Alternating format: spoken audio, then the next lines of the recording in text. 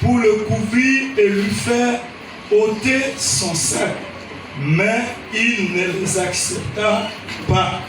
Alors Esther appela Hathach, l'un des eunuques que le roi avait placé auprès d'elle.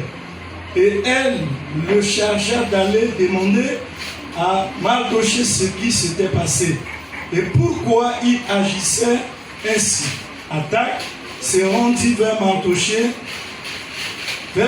sur la place de la ville, devant la porte du roi, et Mardochée lui raconta tout ce qui lui était arrivé et lui indiqua la somme d'argent qu'Aman avait promis de livrer au trésor du roi en retour du massacre des Juifs.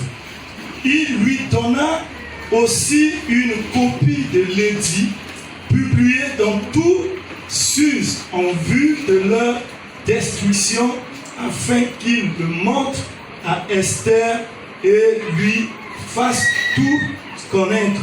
Et il ordonna qu'Esther se rende chez le roi pour lui demander grâce et l'implorer en faveur de son peuple. Hathach vint rapporter à Esther la parole de Mardochée. Esther chargea Hathach d'aller dire à Mardochée: tous les serviteurs du roi et le peuple des provinces du roi savent qu'il existe une loi prescrivant la peine de mort contre quiconque, homme ou femme, entre chez le roi dans la cour intérieure sans avoir été appelé. Celui-là a la vie sauve. À qui le roi tend le sceptre d'or.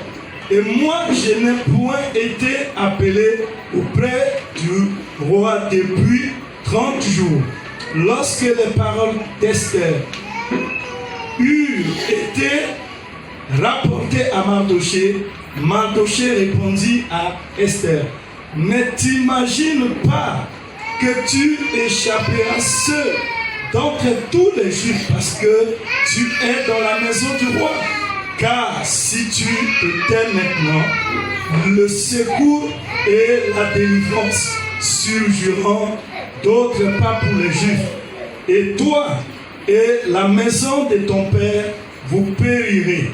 Qui sait si ce n'est pas pour un temps comme celui-ci que tu es parvenu à la royauté. Esther envoya dire à Mardochée: va rassembler tous les Juifs qui se trouvent à Suse et jeûner pour moi sans manger ni boire pendant 3 jours, ni la nuit ni le jour. Moi je jeûnerai de même avec mes servantes, puis j'entrerai chez le roi. Malgré la loi, si je dois périr, je périrai. Parole du Seigneur. C'est le texte que nous allons exploiter ce matin. Nous rendons grâce pour la prière qui a été élevée au Seigneur tout à l'heure. Nous permettons déjà de passer à l'écoute de la parole de Dieu. Chers frères et sœurs, nous sommes dans le premier trimestre où nous parlons de la délivrance familiale. Nous parlons de la délivrance des familles. Et la nuit de vendredi, j'avais parlé sur un thème très important. Le thème de vendredi s'intitulait Dieu, par son Fils Jésus, peut nous délivrer des situations difficiles. Mais ce matin, nous allons parler d'un autre thème. Amen. Amen. Bien-aimé, Dieu est vivant. Et je voudrais dire à l'église que nous sommes dans notre saison. Ce n'est pas par hasard que Dieu a donné cette orientation, cette inspiration à ses serviteurs. De travailler d'abord sur la délivrance des familles. J'ai dit la nuit de vendredi que la famille est importante aux yeux du Seigneur. Dieu avait déjà commencé à utiliser les familles pour conquérir la terre. Pour toucher d'autres hommes et femmes, Dieu passait par les familles. Il a travaillé avec le couple d'Adam et Ève. Il a travaillé avec la famille de Noé pour sauver les gens au temps des déluge. Dieu a travaillé aussi avec Abraham et sa famille, lui qui est le père de la foi.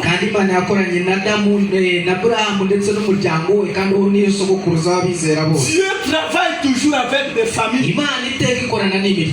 Et j'ai dit le vendredi qu'il y a quelqu'un qui m'a dit quelque part, donne-moi une bonne famille et je te donnerai une bonne église. Ça veut dire avant qu'il y ait le feu dans l'église, lorsque nous nous retrouvons et que la gloire de Dieu doit se manifester, cela commence depuis la maison. Cela commence depuis notre famille. Lorsque la femme et l'homme s'entendent bien, lorsqu'il y a l'harmonie au sein de la famille, l'homme et la femme, y compris les enfants, vont bien louer et adorer dans l'église. Nous n'aurons pas la difficulté de louer dans la maison de Dieu. Parce qu'à la maison, il y a l'harmonie, il y a la paix, les gens s'entendent. Et nous serons une église forte. La grâce et la bénédiction portera sur la louange et l'adoration que nous allons faire. J'étais un jour dans un séminaire avec Dr Kamfou qui est à côté. C'est lui qui était l'orateur de ce jour.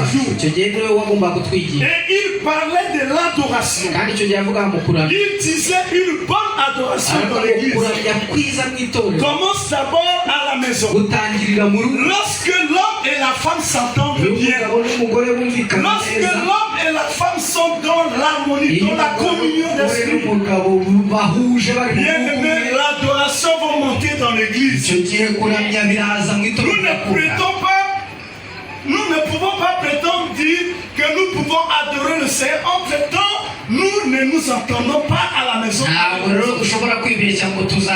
Entre-temps, à la maison, dans nos foyers, dans nos familles, il y a difficulté. Il y a la colère dans les cœurs. Il y a les conflits permanents. Il y a les conflits perpétuels. Une église puissante, une église en bonne santé spirituelle.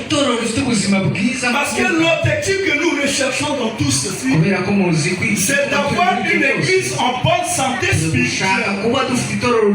Et cette église sera aussi répétitive, comme nous sommes en train de constater aujourd'hui. C'est pourquoi il est important de parler et prier pour les familles. Parce que le diable passe pas là pour déranger l'œuvre de Dieu. Il va toujours chercher à détruire les familles, afin qu'il n'y ait plus la vie de prière dans cette famille. Lorsqu'il a réussi à semer la division, à semer les colères dans le cœur de l'homme ou sa femme, les deux qui priaient avec feu, avec un esprit zélé, le feu de la prière va commencer à diminuer. On n'aura plus envie de prier comme on faisait avant. Le culte matinal n'est plus, parce que le diable a touché touché la famille. C'est pourquoi l'homme de Dieu et ses collègues, après avoir longtemps cherché la face de Dieu par rapport à l'église, Dieu leur a parlé. Il faut parler de la délivrance. Il est temps qu'on prie pour les familles. Bien-aimés, nous parlons de la souffrance physique. Il y a la souffrance mentale. Moralement, les gens souffrent. Et même au plan spirituel, les gens sont dans la souffrance. Tout cela fait 3 jours. Ibyo ngibyo rero bikamara haciye iminsi 3 hari urubyiruko nari ndi kubwiriza j'étais en train de les exhorter. Ils m'ont raconté des histoires effroyables. Mais il y a l'ennemi travaille. Il y a la souffrance morale. Dieu a maintenu les gens, nos jeunes filles et garçons. Nous devons prier pour la famille. Nous devons prier pour les familles. Amen. Dieu nous a donné ce pouvoir de prier pour les familles. Non, aujourd'hui, les enfants sont dans ce qu'on appelle la pédophilie, l'homosexualité, dans le lesbianisme. Les enfants vont à l'école, d'autres, même si on a dit que le cours finit à midi, ils rentrent à 18h, il y a trop de mauvaises choses. Et nous avons besoin de sécuriser les familles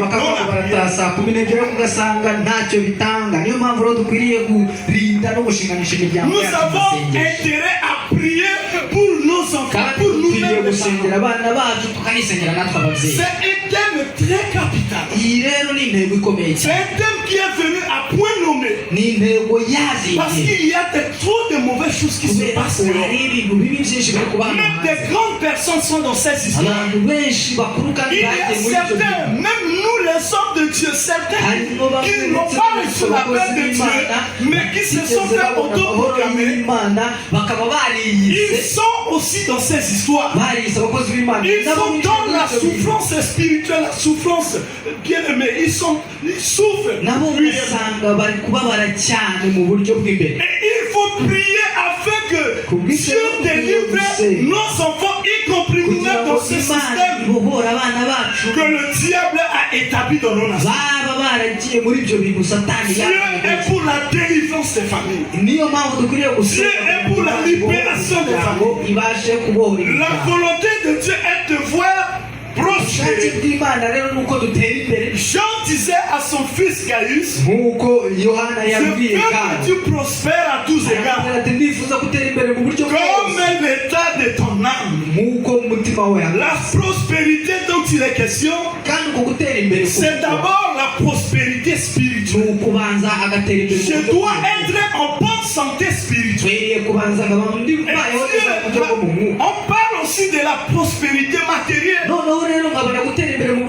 la prospérité financière. Et bien aimé dans le Seigneur, si spirituellement nous ne sommes pas prospères, spirituellement tu n'es pas en bon état, cela va affecter les autres domaines de ta vie.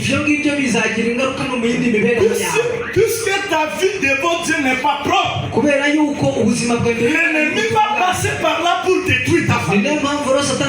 Puisque nous sommes tellement dans le mensonge. Le diable nous a maintenus dans les fornications, dans l'impudicité, dans n'importe quoi que nous vivons aujourd'hui dans ce monde.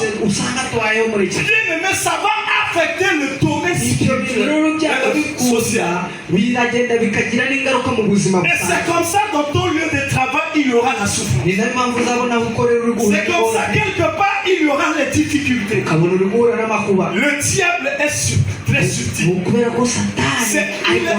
Il est ce qu'on appelle esprit malin. Amen. Il faut prier pour ce qui se passe en Europe et en Occident. Vous voyez, je ne voudrais pas dire le nom des pays. Mais la guerre qui se passe, Donald Trump Trump arrive à la tête de son pays, murabona intambara ziri kuba hariya il a signé un décret Donald Trump abaye qui perezida interdit le LGBT. arangije ashyiraho iteka Ça veut dire qu'on doit empêcher tous ceux-là qui sont pour la pédophilie, l'homosexuel, lesbianisme,